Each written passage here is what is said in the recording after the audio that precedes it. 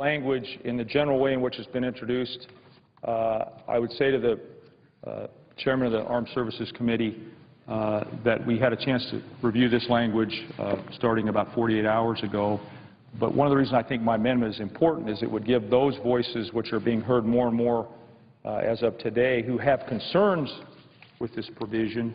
They're not sure how it applies. That's all the more reason to slow this down, to keep the existing law in place, and go through a more thorough process to understand what the ramifications of the waiver provision and other provisions that the chairman and the ranking member. Well, is it not true, however, that the language which is in this bill, which I've just read, clearly provides that there will not be any interference with an interrogation session, that those procedures are to be determined by the President, and that it explicitly says there will not be any interference with interrogation, and the procedures will guarantee that there will not be. That's the point of this language. I don't understand how the statement can be made that this language in this bill interferes with the interrogation by civilian authorities and the FBI when the very language here says they will not interfere with that interrogation. I'm wondering if the Senator could explain to me his agreement with the Senator from Illinois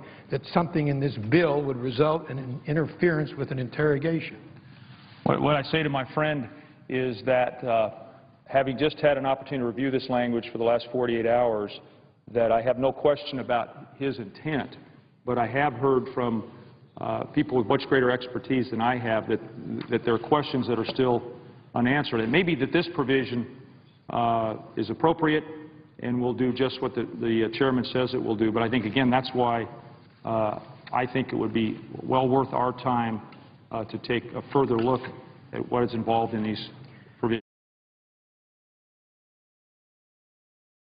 provisions. Well, and I do appreciate the Senator's response to that. I have just one other question, and that has to do with somebody, an American citizen that is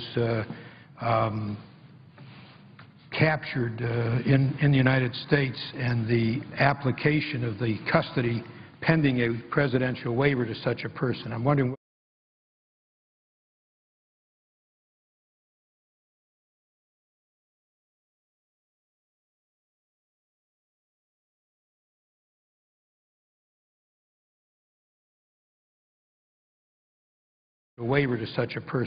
whether the Senator is familiar with the fact that the language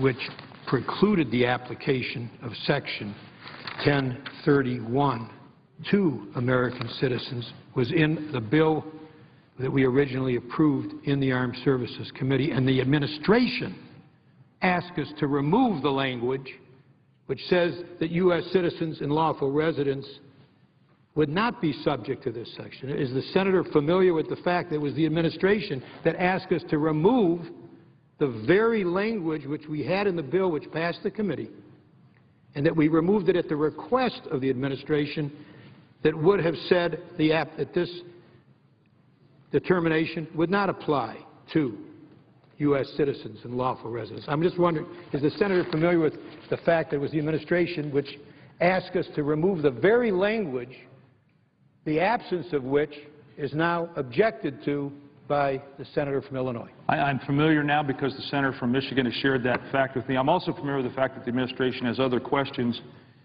and concerns, which has caused it to issue a set of provisions and issues that they would like further considered. I thank my friend. Thank you. I'd be happy to yield to my friend from Vermont.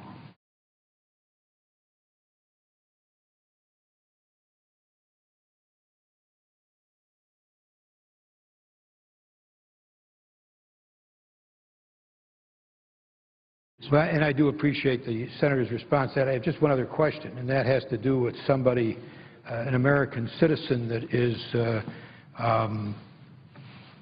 captured in the United States and the application of the custody pending a presidential waiver to such a person. I'm wondering whether the Senator is familiar with the fact that the language which precluded the application of Section 1031 to American citizens was in the bill that we originally approved in the Armed Services Committee, and the administration asked us to remove the language which says that U.S. citizens and lawful residents would not be subject to this section.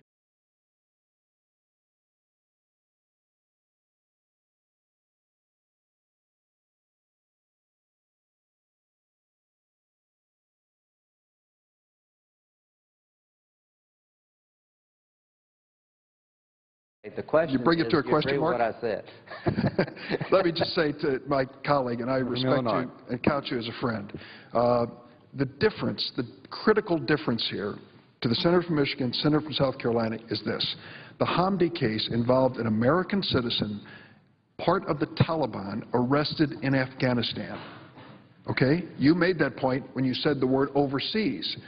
Unfortunately, Section 1031 does not create that distinction. An American citizen arrested in the United States, charged with terrorism without any connection to overseas conduct, or having been arrested overseas, I should say, is still going to be subject to indefinite detention. The only thing I would add is this. I think this is a good exchange, and I think we need more, and the notion that we have to hurry up and get this done in the next 5 minutes is not, I don't think, an appropriate way to deal with this. I know Senator Paul and Senator Merkley are waiting, and I would be prepared to yield the floor at this point. If this matter comes up again this evening, I hope that we can engage in further discussion. I just have a question, if the Senator would yield, of the Senator from Illinois. Is the Senator aware of the fact that Section 1031 in the bill that we adopted months ago in the committee had exactly the language that you think should be in this Section 31, which would make an exception for U.S. citizens and lawful residents?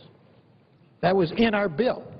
And I'm wondering if the Senator is aware that the administration asked us to strike that language from Section 1031 so that the bill in front of us now does not have the very exception that the Senator from Illinois would like to see. I have the greatest respect for you and the administration, but I think I'm also entitled to my own conclusion. No, I understand, but I'm just asking the Senator, is the Senator aware that it was the administration that asked us to strike that language, the exception for U.S. citizens?